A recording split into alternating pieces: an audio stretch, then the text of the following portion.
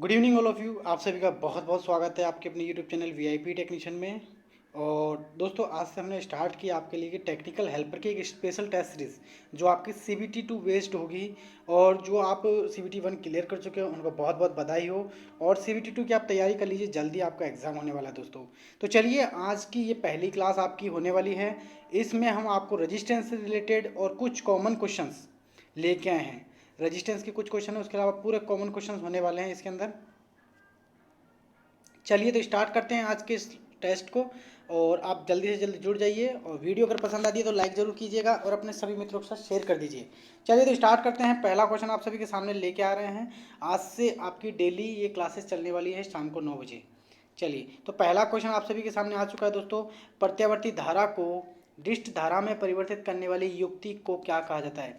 यानी आपकी alternating current को डायरेक्ट करंट में जो चेंज करेगा उस डिवाइस को आप क्या कहने वाले हैं? कि ट्रांसमिस्टर कहेंगे, ट्रांसफार्मर कहेंगे, रेक्टिफायर कहेंगे या इन्वर्टर कहेंगे? चलिए आंसर दीजिए, चारों में से आपको कौन सा आंसर इसका राइट है? चलिए बहुत अच्छा। तो देखिए मित्रों, इसका जो आंसर होने वाला है, आप ट्रांसमीटर नहीं दे सकते हैं क्योंकि ट्रांसमीटर का काम होता है सिग्नल्स पर वर्क करना, सिग्नल्स पे वर्क करना। जबकि यहाँ पर पूछा गया आपको आपका करंट चेंज करना है आप पर, तो इसलिए ये तो होगा नहीं ट्रांसमीटर। नेक्स्ट आपका ऑप्शन दिया ट्रांसफार्मर, तो ट्रांसफार्मर होगा नहीं क्योंकि ट्रांसफार्मर का वर्क AC टू AC ही चलता है, AC टू AC ही चलता है, क्योंकि ये कम करंट को ज़्यादा करंट और ज़्यादा करंट को कम करंट में चेंज करता है, बट ओनली फॉर ये AC पर वर्क करता है। जबकि यहाँ पर AC टू DC पूछा गया है, तो ये भी आपका आंसर नहीं होगा। अगला ऑप्शन देखते हैं तो रेक्टिफायर। तो देखिए दोस्तों, रेक्टिफायर रेक्टिफायर आपको पता ही क्या होता है? मिक्स डायोड का समूह होता है, मतलब काफ़ी सारे डायोड्स को लगाकर हम रेक्टिफायर बनाते हैं। और डायोड और रेक्टिफायर का सेम वर्क होता है। AC से हम इसको, अगर हमको करंट DC में चेंज करना है तो आपको रेक्टिफायर यूज लेना पड़ेगा। चलिए तो इसका जो राइट आंसर हो गया है दोस्तों, बिल्कुल सही हो गया है आपका, रेक्टिफायर इसका क्लियर आंसर हो गया है। अगर बात करें लास्ट ऑप्शन इन्वर्टर की, तो इन्वर्टर का वर्क होता है दोस्तों DC से AC में चेंज करना। ठीक है, तो इन्वर्टर का वर्क होता है DC टू AC, जबकि यहाँ पूछा गया है AC टू DC, इसलिए इसका जो राइट आंसर हो जाएगा वो होगा रेक्टिफायर। चलिए नेक्स्ट क्वेश्चन की ओर चलते हैं। बहुत अच्छे आपके आंसर आ रहे हैं। नेक्स्ट क्वेश्चन है क्वेश्चन नंबर 2। अधिकतम दक्षता वाला इंजन होता है, तो मैक्सिमम एफिशिएंसी वाला इंजन आपका कौन सा होने वाला है? इसमें से आपको आंसर देना है। भाप engine, Carnot engine, auto engine या डीजल इंजन। ये आपका वैसे इलेक्ट्रिकल से रिलेटेड नहीं है, ये डीजल मैकेनिकल वालों का क्वेश्चन है। फिर भी कई बार क्वेश्चन आपसे पूछे जाते हैं क्योंकि जनरल साइंस से रिलेटेड ये क्वेश्चन हो जाता है। तो इसका जो राइट आंसर होने वाला है बिल्कुल सही है, कार्नो इंजन हो जाए दोस्तों। तो कार्नो इंजन एकमात्र ऐसा इंजन है जिसकी एफिशिएंसी बहुत अच्छी होती है। ठीक है, तो क्लियर है, इसका जो राइट आंसर होने वाला है वो ऑप्शन बी हो जाएगा। चलिए नेक्स्ट क्वेश्चन की ओर चलते हैं। अच्छा क्वेश्चन है आपके सामने आ गया है।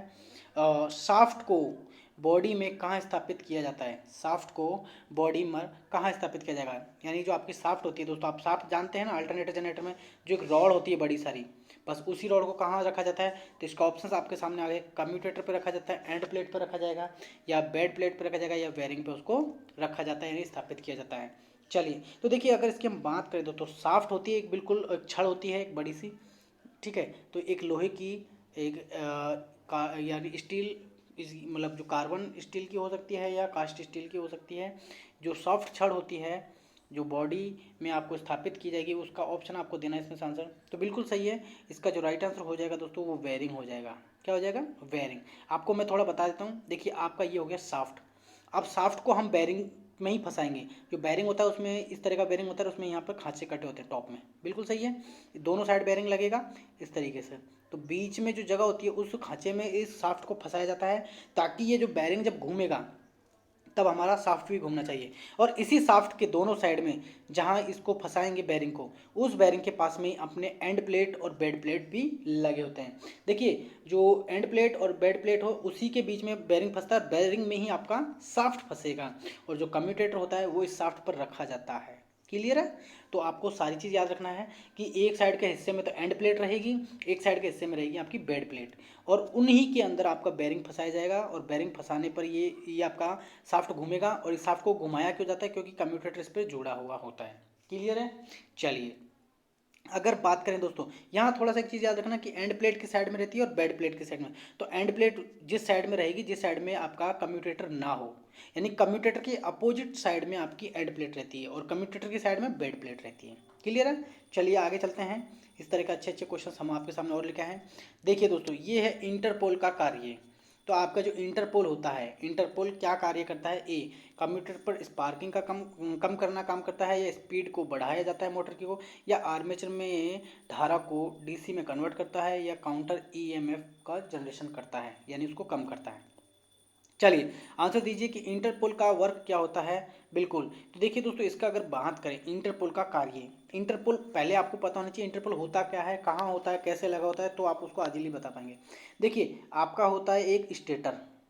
आपका जब अल्टरनेटर को जनरेटर को हम देखते हैं तो उसके अंदर क्या होता है दोस्तों, स्टेटर होता है जो स्थिर भाग होता है। उसी के ऊपर ऐसे मोटे मोटे दो तीन तो आप देखे होंगे, वो होते हैं आपके पोल्स, मेन पोल्स आपने देखे होंगे। किसके ऊपर बने होते हैं? आपके स्टेटर के ऊपर। तो वहाँ पर जहाँ पर आपके मेन पोल बने होते हैं, उन्हीं के बीच में जो जगह होती है, उसी जगह में बना होता है एक छोटा सा पोल, जिसे हम कहेंगे इंटरपोल। क्लियर है। तो आपको उन्हीं बीच में बनेगा, जो मेन पोल्स के बीच में ही इसको क्या बनाया जाएगा।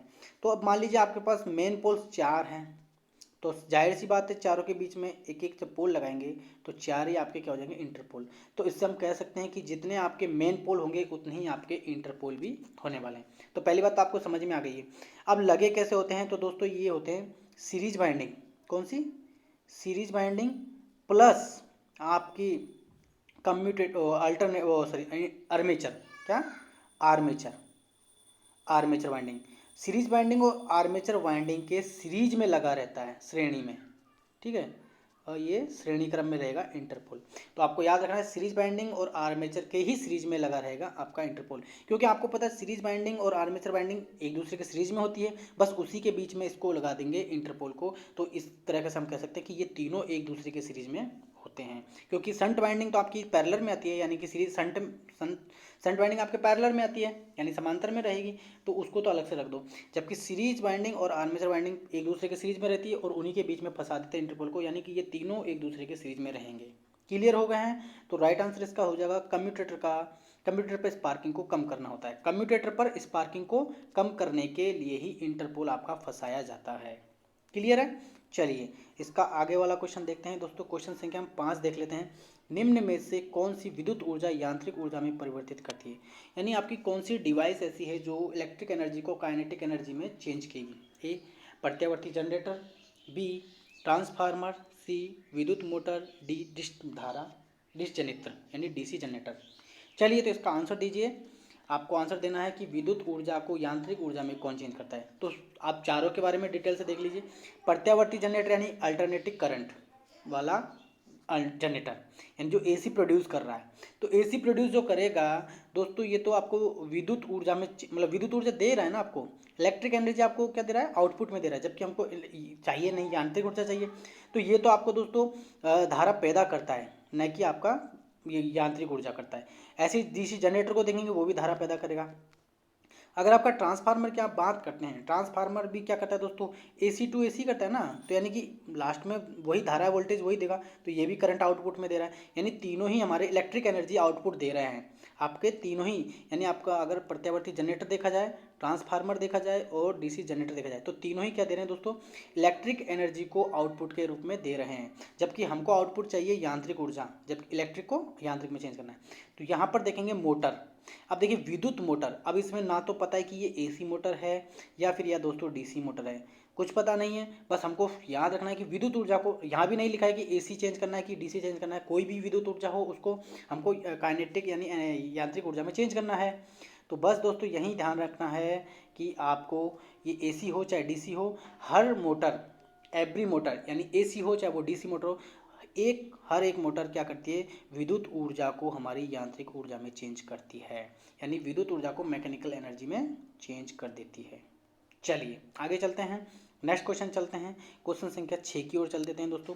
संट वाइंडिंग बनाई जाती है। आपकी जो संट वाइंडिंग होती है वो किसकी बनाई जाती है?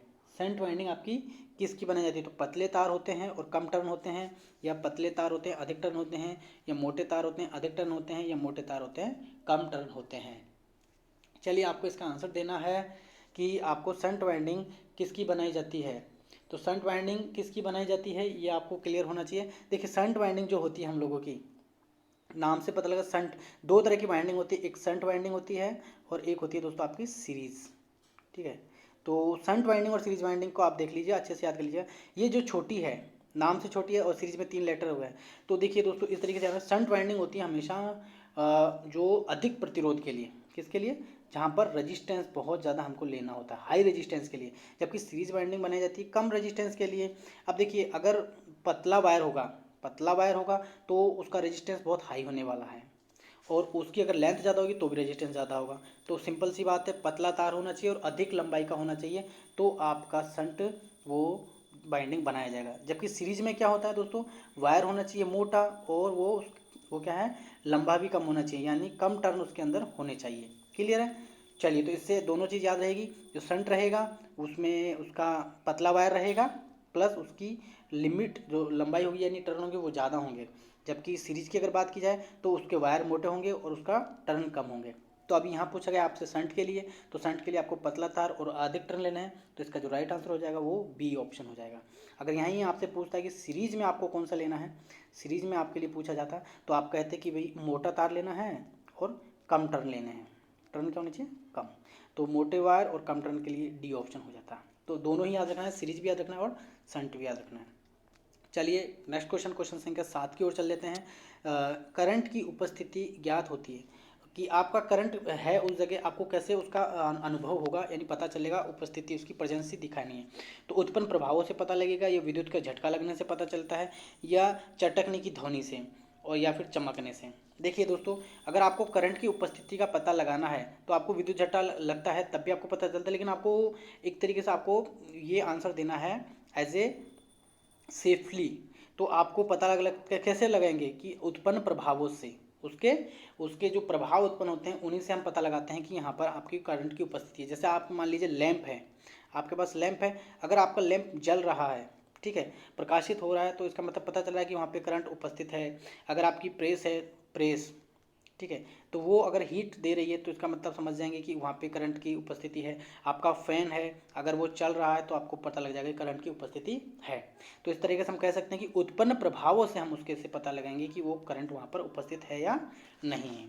चलिए नेक्स्ट क्वेश्चन, क्वेश्चन संख्या 8 की ओर चल देते हैं दोस्तों। देखिए 8 नंबर क्वेश्चन क्या बोल रहा है, करंट प्रभाव उपस्थित होने के लिए न्यूनतम आवश्यकता होती है।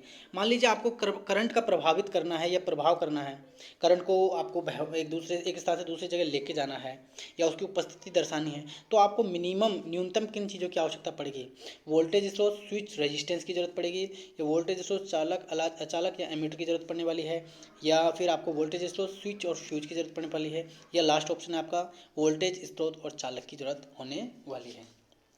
तो इस तरीके से आपको आंसर देना है ए बी सी डी में से। देखिए दोस्तों, अगर करंट की न्यूनतम की अगर आप बात करें तो आपको वहाँ स्विच की जरूरत नहीं है, रेजिस्टेंस की जरूरत नहीं पड़ती है, एमीटर वोल्टमीटर की जरूरत नहीं है। आपको सिर्फ एक वोल्टेज स्रोत चाहिए और एक कंडक्टर चाहिए। मतलब आपको यहाँ पर एक बैटरी मान लीजिए वोल्टेज स्रोत के रूप में 2 टर्मिनल से लेंगे तो उसके लिए कंडक्टर चाहिए, बस। उससे अलावा हमको कुछ नहीं चाहिए, ना स्विच चाहिए ना रेजिस्टेंस। ये सब आगे की सेफ्टी डिवाइस हो सकती है या फिर वर्किंग डिवाइस हो सकती है, लेकिन आपको मिनिमम चाहिए वोल्टेज स्रोत और उसको बहने के लिए चालक की आवश्यकता थी। तो राइट आंसर हो जाएगा ऑप्शन डी इसका हो जाएगा। क्लियर है दोस्तों? चलिए नेक्स्ट क्वेश्चन की ओर चलते हैं। वीडियो अगर पसंद आ रही हो तो लाइक कीजिएगा दोस्तों, और अपने सभी मित्रों के साथ शेयर कर दीजिए ताकि हम आपके लिए और अच्छे अच्छे वीडियोज़ ला सकें। चलिए, तो मोटर वाइंडिंग में उपस्थित होने वाली टेप होती है। आपकी जब मोटर की जो वाइंडिंग होती है दोस्तों, वाइंडिंग के लिए उपस्थित होने वाली टेप, आपको कौन कौन सी टेप का यूज करना होता है, empire tape, cotton tape, fibre glass tape, या उपरोक्त सभी प्रकार की टेप्स आपको उसमें यूज करनी है।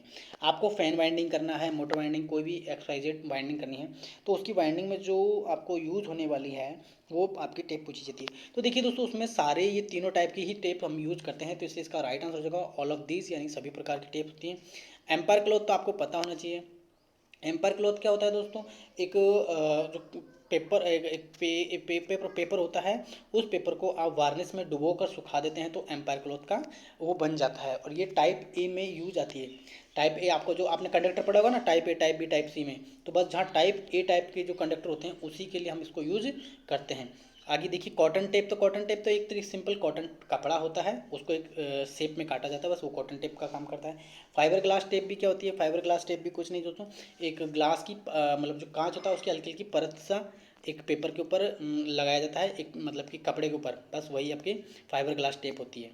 तो इस तरीके से हम कह सकते हैं कि ये ऑल ऑफ दिस सभी प्रकार की यूज की जाती है। ये बहुत हैवी रूप में जब आपका जैसे आपका एफ टाइप का जो इंसुलेटर होता है, कंडक्टर होता है, उसमें आप यूज करेंगे क्योंकि ये अच्छे चालक होता है। चलिए ठीक है, ये नॉर्मल वाइंडिंग में यूज आती है, फाइबर ग्लास थोड़ा हैवी वाइंडिंग में यूज आती है। चलिए नेक्स्ट क्वेश्चन की ओर चलते हैं। क्वेश्चन संख्या हम चलते हैं दोस्तों 10 की ओर। चलिए 10 की ओर चलते हैं। देखिए दोस्तों, अगर वीडियो पसंद आए तो लाइक कीजिएगा और सभी दोस्तों के साथ शेयर कर दिए। देखिए 10 नंबर का क्वेश्चन है, वाइंडिंग एलिमेंट को कहते हैं, वाइंडिंग एलिमेंट, वाइंडिंग का जो एलिमेंट्स, एलिमेंट्स आप मानते हैं दोस्तों, जिस तरीके से ये वाइंडिंग हम करते हैं, यहाँ पर मान लीजिए ये वाइंडिंग हम कर रहे हैं, इस तरह कोई वाइंडिंग होता है, एक हिस्सा उसका एलिमेंट्स होता है ना ये, तो इसको हम क्या कहते हैं, क्या स्लॉट्स कहेंगे या क्रोड कहेंगे, इंसुलेटर कहेंगे, या फिर दोस्तों कॉइल कहने वाले हैं, क्या कहने वाले हैं, जल्दी से आंसर दीजिए इसका। देखिए बात करेंगे अगर स्लॉट्स की, देखिए आप जब बाइंडिंग जहाँ फंसाएंगे खाँचों में, आप मान लीजिए फैन को लेते हैं तो उसमें खाँचे कटे होते हैं इस तरीके से, या आर्मेचर ले ली तो उस खाँचे रहेंगे, तो वो जो खाँचों के बीच में जो जगह रहती है उसको कहते हैं स्लॉट्स। तो स्लॉट्स आपको समझ में आ गया कि दो खाँचों के दो पत्तियों के बीच में जो खाँचा रहेगा, जो जगह रहने वाली है, उसको हम कहेंगे स्लॉट। क्रोड किसे कहेंगे, तो जो ये पत्ती है इसको हम क्रोड कहेंगे। तो आप कहेंगे कि दो क्रोड के बीच के खांचे को हम कहेंगे स्लॉट, और जो दोनों साइड की जो उभरी हुई जगह है उसको कहेंगे क्रोड। ठीक है, जो ये लाइन है उसको क्रोड कहते हैं। इंसुलेशन, तो इंसुलेशन तो आपको पता है, जो अचालक भाग होगा जो इसके बीच में भरा जाता है, आपको पता है इसके बीच में क्या भरा जाता है, तो इसके बीच में अभ्रक भरा जाता है दोस्तों, क्या अभ्रक भरा जाता है, वो इंसुलेटर हो गया है। अब कॉइल, तो कॉइल क्या होती है दोस्तों, कॉइल का एक तरीके से हम फंसाते हैं, जब दो खांचों में फंसाएंगे तो कॉइल क्या होगा, एक ऐसे गुम्मीदार एक लच्छा बन जाएगा, एक तरीके का, एक काफ़ी सारे वायरों का एक बंडल बनेगा, उसको हम फंसाएंगे जैसे इसमें से इसके अंदर। ठीक है, तो दो खांचों या दो स्लॉट्स में फंसने वाला एक जो पूरा एक सेगमेंट्स होगा, वही आपका क्या कहलाता है दोस्तों, वही आपका एलिमेंट या आपका कॉइल कहलाएगा। ये कॉइल होती है पूरी, एक कॉइल बनाएंगे काफ़ी सारे बंडल की, जैसे आपने आपके देखे होंगे फैन के अंदर भी आपकी वाइंडिंग जब करते हैं तो बहुत सारे वायर को इकट्ठा करके दो खांचों के बीच में फंसाते हैं, तो इसको एलिमेंट भी कह सकते हैं और इसको हम कॉइल भी कह सकते हैं। तो वाइंडिंग कॉइल को एलिमेंट कहते हैं और एलिमेंट को ही कॉइल कहते हैं। बस एक अगर हिस्सा होगा, बस ध्यान क्या रखना है, डिफरेंट क्या है कि अगर एक ही वायर है इस तरीके का गोल तो वो एलिमेंट कहलाएगा, और काफ़ी सारे वायरों का जब समूह बन जाएगा तो उसको हम कॉइल कह देते हैं। डिफरेंस इतना सा, बाकी सेम है। ठीक है, तो हम एलिमेंट्स को कॉइल कह सकते हैं, लेकिन कॉइल को एलिमेंट्स नहीं कहेंगे क्योंकि कॉइल होता है काफ़ी सारे वायरों का एक झुंडा हो जाता है। चलिए, तो समझ गए होंगे, आप लोगों को क्लियर हो गया होगा। देखिए दोस्तों, अगर वीडियो पसंद आ रही है तो लाइक जरूर कीजिएगा और एक बार जरूर शेयर कर दीजिए। आप 30 मिनट्स लीजिए और एक बार शेयर कीजिए, आगे के 10 क्वेश्चन की ओर हम आगे बढ़ेंगे, उससे पहले आप लोग एक बार शेयर कर दीजिए। देखिए शेयर करने से होगा कि आप ज़्यादा से ज़्यादा लोग होंगे जुड़ेंगे तो हमें भी उतना ही हमें उस तरीके का एक मोटिवेशन मिलेगा, ताकि हम आगे अच्छे अच्छे वीडियोज़ आपके लिए बना सकें। चलिए, तो नेक्स्ट क्वेश्चन, क्वेश्चन संख्या 11 की ओर चल देते हैं। अच्छा प्यारा क्वेश्चन है, डीसी मोटर में बैक ईएमएफ उत्पन्न होता है। दोस्तों बहुत अच्छा क्वेश्चन है, इसके अंदर काफ़ी सारी चीज़ आपको क्लियर करा देंगे। डीसी मोटर में बैक ईएमएफ उत्पन्न होता है तो कहाँ होता है, फील्ड वाइंडिंग में होता है, आर्मेचर वाइंडिंग में होता है, सीरीज वाइंडिंग में होता है, या उपरोक्त सभी में से। तो देखिए दोस्तों, जो डीसी मोटर है या डीसी जनरेटर है, आप तीन ही तरह की वाइंडिंग यूज़ करते हैं, फील्ड वाइंडिंग होगी, आर्मेचर वाइंडिंग होगी, सीरीज वाइंडिंग होगी, इसके अलावा चौथी कोई वाइंडिंग नहीं होती है। हाँ, एक हेल्पिंग में हम जैसे कह सकते हैं डैम्पर वाइंडिंग वगैरह, वो सिर्फ हेल्प के लिए होती है, इसलिए मेन जो वाइंडिंग होती है वो तीन ही तरह की वाइंडिंग होती है। तो इन्हीं तीनों में से किसी में बैक ईएमएफ आपका जनरेट हो जाएगा। देखिए फील्ड वाइंडिंग है और जो सीरीज वाइंडिंग है, इनके अंदर दोस्तों कोई भी बैक ईएमएफ जनरेट नहीं होता है। क्यों दोस्तों, जो मेन जो अगर आपका बैक ईएमएफ जनरेट होगा वो आपका आर्मेचर वाइंडिंग में होगा। कहाँ होगा दोस्तों, आर्मेचर वाइंडिंग में। तो सिंपल याद रखना है कि आपका जो बैक ईएमएफ जनरेट होने वाला है, बैक ईएमएफ जो विपरीत स्वभाव का जनरेट होगा, वो आपका आर्मेचर में होगा। अब आप कहेंगे कि हाँ सर समझ तो आ गया कि बैक ईएमएफ जनरेट होगा कहाँ पे, आर्मेचर वाइंडिंग में। और जो फील्ड वाइंडिंग और जो आपका सीरीज वाइंडिंग है, मतलब सीरीज वाइंडिंग को ही फील्ड वाइंडिंग कहते हैं, क्योंकि सीरीज और शंट दो प्रकार की होती है ना फील्ड वाइंडिंग। ठीक है, तो सीरीज वाइंडिंग और शंट वाइंडिंग को मिलाकर आप क्या कहेंगे, फील्ड वाइंडिंग। देखिए अब आपको समझाने के तौर पे मैं समझाता हूँ, ये आपका फील्ड, ये आपका रहेगा दोस्तों स्टेटर, दोनों साइड स्टेटर रहता है ना। अब इन्हीं स्टेटर के अंदर जो पोल बने होते हैं, उन्हीं पोल्स में आपकी फील्ड वाइंडिंग फंसाई जाती है। क्या फंसाई जाती है, फील्ड वाइंडिंग। अब फील्ड वाइंडिंग दो प्रकार की होती है, एक तो सीरीज प्रकार की और एक शंट प्रकार की। बस, तो यहाँ पर सीरीज भी फंसाई जाएगी और शंट भी फंसाई जाएगी, और बीच में एक जो आर्मेचर आपका रहने वाला है, उसी के स्लॉट्स में जो वाइंडिंग रहती है, आपने आर्मेचर देखा होगा उसमें स्लॉट कटी रहती है, तो उसमें भी एक बाइंडिंग होती है, उसको आर्मेचर बाइंडिंग आप बोलेंगे। क्या बोलेंगे उसको, आर्मेचर वाइंडिंग बोलेंगे। तो बस ये बीच में घूमेगी और ये जो फील्ड वाइंडिंग होती है दोनों आपकी सीरीज और शंट जो यहाँ रहती है कोने कोने पे, ये ए साइड में ये बी साइड में, यहाँ जो आपकी वाइंडिंग रहती है फील्ड वाइंडिंग सीरीज और शंट दोनों प्रकार की, तो उसी के प्रभाव से इस आर्मेचर के अंदर आपका एक विपरीत स्वभाव का ईएमएफ जनरेट होता है। इसलिए हम कहते हैं कि आर्मेचर बाइंडिंग में ही हमेशा बैक ईएमएफ जनरेट होता है, क्योंकि वही रोटेशन लेता है, ना कि आपकी फील्ड बाइंडिंग।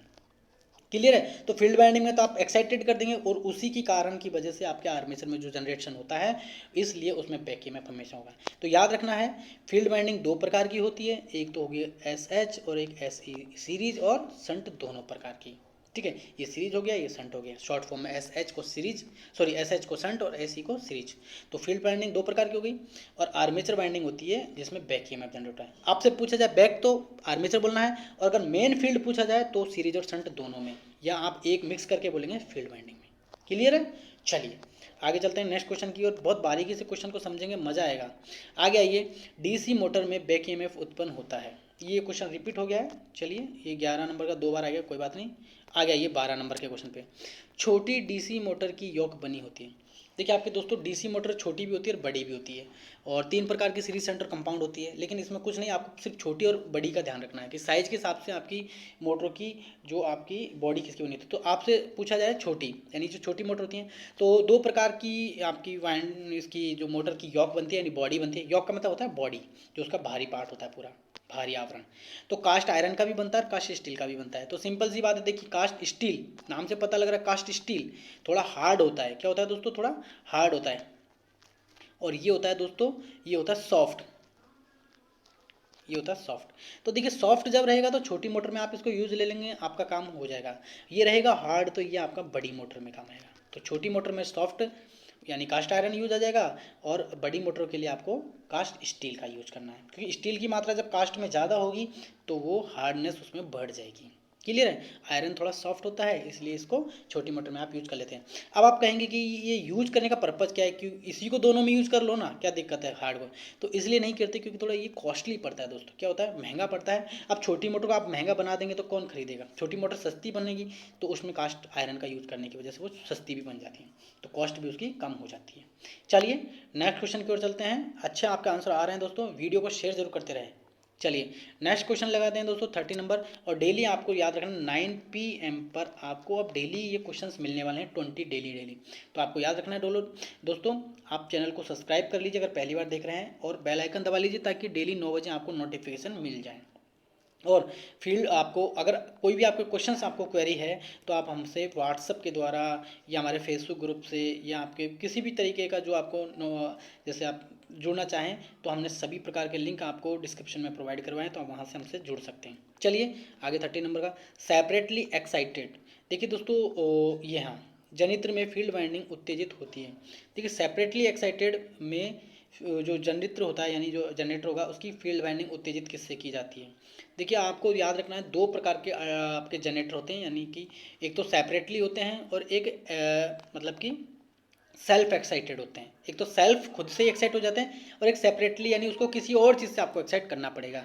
तो अभी आपसे सेपरेटली पूछा गया है, और जो सेल्फ का अगर आपसे पूछ लिया जाए, कौन सा सेल्फ एक्साइटेड में आपको वो सीरीज शंट और कंपाउंड याद रखना है, जबकि सेपरेटली एक प्रकार का फिक्स अकेला होता है। ठीक है, तो सीरीज शंट कंपाउंड की पूछा जाए तो वो होता है आपका सेल्फ एक्साइटेड जनरेटर होता है, जबकि सेपरेटली अलग से बना जाता है। तब सेपरेटली के उसने पूछा है कि उसकी फील्ड को किससे जनरेट करेंगे। अब सेपरेटली है तो उसको कुछ न कुछ फील्ड आपको एक्साइट करना पड़ेगा। तो आपको AC सप्लाई देना है, या 3 फेज AC सप्लाई देना है, या फिर एक्साइटर करना है, या उपरोक्त में सभी। देखिए दोस्तों, कोई भी यहाँ पर आप याद रखिए, किसी की अगर फील्ड को आपको एक्साइट करना है, किसी भी चीज़ की अगर फील्ड को एक्साइट करना है, जब आपको जनरेशन करना है वोल्टेज, मतलब आपको वोल्टेज पैदा करने के लिए अगर फील्ड को एक्साइट करना है तो वहाँ आपको एक स्थिर प्रकार का जनरेशन देना होगा। स्थिर प्रकार का आपको वहाँ पर मैग्नेटिक फ्लक्स पैदा करना पड़ेगा। अब आप जहाँ AC दे देंगे, भाई देखो AC सप्लाई और 3 फेज भी AC ही रहता है, अगर AC सप्लाई देंगे तो उसमें प्लस माइनस बार बार चेंज होगा, तो यानी वो एक तरीके का उसका जो मैग्नेटिक फ्लक्स है वो बार बार फ्लक्चुएट करेगा, यानी कि बार बार चेंज होगा, प्लस माइनस में जाएगा, तो वहाँ आप जनरेशन नहीं कर पाएंगे, उसका वोल्टेज पैदा नहीं कर पाएंगे अच्छे से। तो आपको याद रखना है कि जहाँ जनरेटर शब्द आ जाए और फील्ड वाइंडिंग के लिए अगर पूछा जाए तो वहाँ आपको डीसी सप्लाई ही देना पड़ेगा। जहाँ आपको वोल्टेज पैदा करना है यानी सप्लाई पैदा करनी है तो आपको फील्ड वाइंडिंग को उसके एक्साइट करने के लिए डीसी सप्लाई की ज़रूरत पड़ेगी। तो अब आपका ये दोनों तो ऑप्शन कट गया है। बाद में बता एक्साइटर, तो एक्साइटर होता है क्या है? एक्साइटर एक प्रकार का संट जनरेटर ही होता है। संट जनित्र या जनरेटर आपका क्या होता है? एक्साइटर का काम करता है, यानी ये 220 वोल्ट के लगभग रहता है। इसको हम सेपरेटली एक्साइट में यूज कर लेते हैं। आपको डायरेक्ट इसको सप्लाई भी दे सकते हैं, आप इसको डीसी सप्लाई देकर भी काम चला सकते हैं, लेकिन हम लोग क्या करते हैं, एक छोटा संट जनरेटर लेते हैं और उसी की सॉफ्टवेयर जोड़ देते हैं, जिससे इसका काम होता लगता है। क्लियर है? तो आज की इस क्वेश्चन में इससे अच्छा आपको और कुछ नहीं समझना है, बस इतना ही आपको समझना है कि आपको इसको सप्लाई भी दे सकते हैं। एक्साइटर का मतलब होता है उसको आप डीसी सप्लाई भी दे दो और एक्साइटर जोड़ोगे तो संट जनरेटर होता है। याद रखना, हमेशा एक्साइटर के रूप में किसको यूज लेते हैं? तो संट जनरेटर को ही यूज में लेते हैं। क्लियर है? तो याद हो गया होगा अच्छे से, कोई दिक्कत नहीं है। चलिए नेक्स्ट क्वेश्चन की ओर चलते हैं। क्वेश्चन संख्या 14 आपका सामने आ चुका है दोस्तों। देखिए 14 नंबर का क्वेश्चन है, सोल्डरिंग आयरन की बिट किस धातु की बनी होती है? जो सोल्डरिंग आयरन हम करते हैं उसका जो बिट यानी जो ये वाला जो निप्पल हिस्सा होता है ना आगे से जिससे हम सोल्डरिंग करते हैं, ये जो इसका टिप होता है ये इसका किस का बना होता है?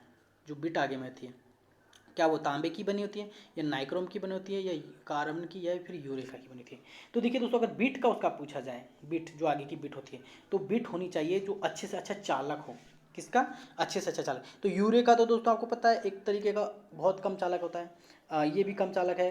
नाइक्रोम तो है ही कम चालक। सबसे अच्छा चालक आपका तांबा माना जाएगा यहाँ पर। सबसे अच्छा चालक क्या कंडक्टर क्या है? तांबा। और याद रखना है हमेशा कि तांबे की ही सोल्डरिंग आयरन की जो बिट बनी होती है। क्लियर है?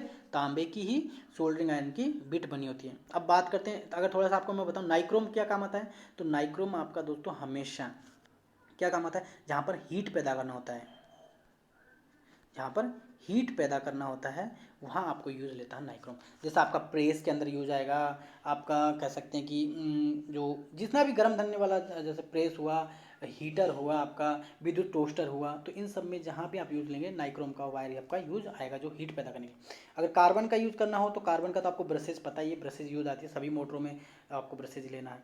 यूरेका का वायर कहाँ यूज आता है? तो यूरेका का वायर दोस्तों आपको प्रतिरोध बनाने के काम आता है। रेजिस्टेंस जो बनाया जाता है दोस्तों वो किसका बनाया जाता है? यूरेका के वायर का। ये बहुत अच्छा एक तरीके से गुड मतलब कह सकते हैं गुड इंसुलेटर होता है, तो इसलिए इसका वायर हम क्या यूज लेते हैं? रेजिस्टेंस के रूप में यूज ले लेते हैं। चलिए नेक्स्ट क्वेश्चन की ओर चलते हैं। क्वेश्चन संख्या 15 आपका आ गया है, इसमें से कौन सा एक डायोड है? देखिए डायोड का टाइप होता है और आपको अच्छे से अगर आपने पढ़ा हो तो याद होगा, एम एन कोई डायोड नहीं होता है, ओ पी भी कोई डायोड नहीं होता है और डी पी भी कोई डायोड नहीं होता है, पी एन होता है। यानी पी प्रकार के पदार्थ और एन प्रकार के पदार्थों को आपस में मिलाकर एक जो डायोड बनाया जाता है वो पी एन डायोड होता है। क्लियर है? तो पी टाइप पी टाइप के पदार्थ और एन टाइप। पी टाइप जिसमें आपके होल्स होते हैं, एन टाइप जहाँ पर आपके मुक्त इलेक्ट्रॉन्स होते हैं। तो इन दोनों को आपस में मिला के एक जो डायोड बनाया जाएगा वो पी एन डायोड कहलाता है, आपने पढ़ा होगा। तो इसका जो राइट आंसर हो जाएगा वो सी ऑप्शन होगा। चलिए आगे क्वेश्चन नंबर 16 की ओर चलते हैं। एमसीबी का पूरा नाम क्या होता है? एमसीबी का फुल फॉर्म बताना आपको। मिडिल सर्किट ब्रेकर होता है या मेन सर्किट ब्रेकर होता है या मिनिचुअल सर्किट ब्रेकर होता है या मेन लाइन करंट ब्रेकर होता है? एमसीबी। तो देखिए एमसीबी की जो फुल फॉर्म होने वाली है दोस्तों वो होती है miniature circuit breaker. Miniature circuit breaker याद रखने वाला क्वेश्चन है, बहुत बार पूछा जाता है मिनिएचर सर्किट ब्रेकर। चलिए नेक्स्ट क्वेश्चन चलते हैं। क्वेश्चन संख्या 17 की ओर चल लेते हैं दोस्तों। वोल्टेज रेगुलेशन में उपयोग होता है। वोल्टेज का रेगुलेशन, वोल्टेज के रेगुलेशन में आपको यूज़ करना है जेनर डायोड यूज़ करेंगे ए, या बी विभवांतर यूज़ करेंगे, या सी फ्यूज या रिले यूज़ करते हैं। तो वोल्टेज का जो रेगुलेशन होता है वोल्टेज को कम ज़्यादा करने के लिए देखिए आपको फ्यूज को करना है। तो फ्यूज क्या काम आता है दोस्तों? अगर आपने ओवर करंट होने पर ये का वर्क करेगा, ठीक है, ना कि उसको रेगुलेट नहीं कर पाएगा, उसको कम ज़्यादा नहीं कर पाएगा। विभवांतर तो कुछ है नहीं, इसको छोड़ दीजिए। रिले अगर आपकी बात करें तो रिले भी ऑपरेट करती है एक तरीके से कि वो ओवर करंट होने पर ही। तो आपका जीनर डायोड क्या होता है दोस्तों? वो वोल्टेज को अप डाउन करने के काम आता है। क्या? वोल्टेज को अप डाउन करने के काम आता है। इसलिए हम कहेंगे कि जो वोल्टेज का रेगुलेशन किया जाएगा वो जेनर डायोड के द्वारा किया जाएगा, जिसकी जेड शेप होती है। हमेशा याद रखना, इस डायोड को पहचान करने का सबसे अच्छा तरीका है, इसमें जेड पोजीशन आपको मिल जाएगी। चलिए आगे चलते हैं क्वेश्चन संख्या 18 की ओर। अच्छा और प्यारा क्वेश्चन है। बैटरी का अपेक्षित घनत्व किससे नापा जाता है? बैटरी का अपेक्षित घनत्व तो किससे नापा जाएगा? ए मल्टीमीटर, बी हाइड्रोमीटर, सी इलेक्ट्रोमीटर या डी वायर गेज से। देखिए अगर बैटरी का अपेक्षित घनत्व नापा जाए तो किससे नापा जाएगा? देखिए दोस्तों मल्टीमीटर की अगर बात की जाए तो मल्टीमीटर का मतलब मल्टी का मतलब हो गया एक से ज़्यादा जो काम कर सकता है। यानी दोस्तों इससे हम रेजिस्टेंस भी नाप सकते हैं, इससे हम वोल्टेज भी नाप सकते हैं, इससे हम करंट भी नाप सकते हैं, इससे हम फ्रीक्वेंसी मतलब सब कुछ मतलब जो इसका मतलब कि अर्थिंग टेस्ट भी इससे हम कर सकते हैं। ठीक है, अर्थिंग टेस्ट भी हम इससे कर सकते हैं। तो रेजिस्टेंस, वोल्टेज, या फिर ये सब चीज़ मतलब जो भी कॉमन चलता है इन सबको हम माप सकते हैं मल्टीमीटर से। तो इसमें अपेक्षित घनत्व का कोई काम ही नहीं है। क्लियर है? अपेक्षित घनत्व का कोई काम नहीं है, इसलिए इसको हम क्रॉस कर दे रहे हैं। बात करते हैं अगले हाइड्रोमीटर की, इसको छोड़ दीजिए क्योंकि ये इसका आंसर है। आगे बात करते हैं लेक्टोमीटर की। तो लेक्टोमीटर आपको पता नहीं चाहिए, जो दूध होता है दोस्तों, दूध की जो शुद्धता होती है, दूध की जो शुद्धता रहेगी उसको नापने के लिए आपका लेक्टोमीटर यूज में आता है। वायर गेज आप सबको पता नहीं चाहिए, वायर की मोटाई यानी वायर का व्यास नापने के लिए जो आप इलेक्ट्रिक वायर यूज़ करते हैं 2.5 mm का, 3.5 mm का या 2 mm का या 1 mm का, जो वायर का गेज होगा वो गेज इसमें मापा जाएगा। और इसका गेज का पोजीशन आपको पता नहीं चाहिए, 0 to 32। ठीक है, 0 से लेके 32 इसमें, और सॉरी 36 ना, हाँ 0 से 36 तक का इसका वैल्यू होता है। क्लियर है? और इसमें उल्टा चलता है, जैसे 36 नंबर तो ज़्यादा है लेकिन ये हो गया मोटाई कम, और 0 नंबर तो कम है लेकिन मोटाई होगी अधिक। ठीक है, तो अपोजिट चलता है। आप ये नहीं, आपसे पूछा जाए कि एक दो वायर हैं, एक का गेज है 10, एक का गेज है 35, तो कौन सा वायर मोटा होगा? तो आपको याद रखना है जिसका नंबर जिसका कम रहेगा उसका मोटाई ज़्यादा होने वाला है। ठीक है, तो अपोजिट ये चलता है, तो इसलिए ध्यान रखना है। कई बार कंफ्यूज हो जाते हैं कि 10 गेज का और 35 गेज का ये दो वायर हैं, उसमें आपको बताना है कि मोटाई किसका ज़्यादा है, तो वो आपको इस तरीके से याद रखना है कि नंबर कम है तो मोटाई उसकी ज़्यादा। हाँ, अगर बात करें हाइड्रोमीटर, जो हमने छोड़ दिया था, हाइड्रोमीटर ही दोस्तों एक ऐसी चीज़ है जिससे अपेक्षित घनत्व नापा जाता है। डेंसिटी मतलब क्या होता है, देखिए दोस्तों वो पानी कितना गाढ़ा है उसमें उसको नापा जाएगा। क्लियर है? अपेक्षित घनत्व मतलब उसमें गाढ़ापन कितना है, उसमें मॉइस्चर कितना है, तो उस तरीके को हम मापेंगे। तो हाइड्रोमीटर से हम इसको आसानी से नाप सकते हैं अपेक्षित घनत्व। तो बैटरी का अपेक्षित घनत्व हाइड्रोमीटर से, मल्टीमीटर से रेजिस्टेंस, वोल्टेज, ये सब नापा जाएगा। इलेक्ट्रोमीटर से दूध की शुद्धता, और वायर गेज से आपके वायर की मोटाई गेज के अंदर। चलिए नेक्स्ट क्वेश्चन चलते हैं। 19 नंबर का क्वेश्चन देख लेते हैं दोस्तों, क्या है? एक जेट इंजन के सिद्धांत पर कार्य करता है। एक जेट इंजन के सिद्धांत पर कार्य करता है। किसके सिद्धांत पर काम करता है? ऊर्जा के संरक्षण के सिद्धांत पर काम करता है, गति के संरक्षण पे, या के संरक्षण पे, या तापमान के संरक्षण पे। देखिए दोस्तों ये क्वेश्चन आपका एज ए इलेक्ट्रिक में तो नहीं रहेगा, लेकिन कुछ क्वेश्चन जब हम करते हैं तो साइंस के क्वेश्चन जो आते हैं तो उसी से रिलेटेड क्वेश्चन हमको एग्जाम में फंस जाते हैं। तो इस टाइप के क्वेश्चन कुछ आते हैं तो हमको उनको भी देखते रहना चाहिए। देखिए जेट इंजन करता है गति के संरक्षण नियम पर काम करता है। किस पे दोस्तों? गति संरक्षण के नियम आपको पता है ना, न्यूटन ने जो तीन नियम दिए हैं उन्हीं पर है। तो जो आपका क्रिया प्रतिक्रिया वाला जो तीसरा नियम है, क्रिया प्रतिक्रिया मतलब कि आप पीछे कुछ छोड़ेंगे, ढकेलेंगे तो आगे से भी फोर्स लगेगा, तो ठीक है अपोजिट में फोर्स, तो वही होता है। ये पीछे में अपने धुआं फेंकेगा तो इसको वो धुआं मतलब जो प्रेशर है वो आगे की ओर ढकेलता है। तो बस वही जेट इंजन किस पे काम करता है? गति के संरक्षण नियम पर वर्क करता है। चलिए नेक्स्ट क्वेश्चन, आज का अंतिम क्वेश्चन आप सभी के सामने लेके आए दोस्तों। सोल्डरिंग आयरन का एलिमेंट होता है। देखिए अभी हमने पूछा था सोल्डरिंग आयरन की बिट, जो आपने बताई थी कॉपर की यानी तांबे की। अभी आपसे पूछा गया सोल्डरिंग आयरन का एलिमेंट, जो तार जो उसके साथ जोड़ा जाता है वो कौन सा होता है? तांबा का होता है, जस्ता का होता है, यूरिका होता है, या फिर दोस्तों नाइक्रोम का होता है। चलिए, तो सोल्डरिंग आयरन का एलिमेंट किसका होता है, ये क्वेश्चन हम आपके ऊपर छोड़ दे रहे हैं। इसका आपको कमेंट्स बॉक्स में इसका आंसर आपको देना है, कमेंट्स करना है। ठीक है दोस्तों, तो ये क्वेश्चन आपके लिए हम छोड़ दे रहे हैं। चलिए, तो आज के लिए इतना ही दोस्तों। क्लास कैसी लगी आप ज़रूर बताइएगा। अगर आपका कोई भी सुझाव हो या आपको कोई भी क्वेश्चन क्वेरी हो तो आप कमेंट्स बॉक्स में लिख सकते हैं। साथ ही साथ हमारे व्हाट्सअप ग्रुप से हमसे ज्वाइन कर सकते हैं, टेलीग्राम में हम ज्वाइन कर सकते हैं। टेलीग्राम में हमारा एक चैनल है अलग से, उस पर हम अलग अलग PDF क्वेश्चंस डालते रहते हैं, तो आप वहाँ जुड़ जाइए। चलिए, तो आज के लिए इतना ही दोस्तों। कल एक और ज़बरदस्त वीडियो के साथ मिलते हैं। Bye bye. वीडियो अगर पसंद आई तो लाइक, शेयर, और चैनल पर पहली बार आए तो सब्सक्राइब करना ना भूलें दोस्तों। चलिए आज के लिए बाय बाय, गुड नाइट।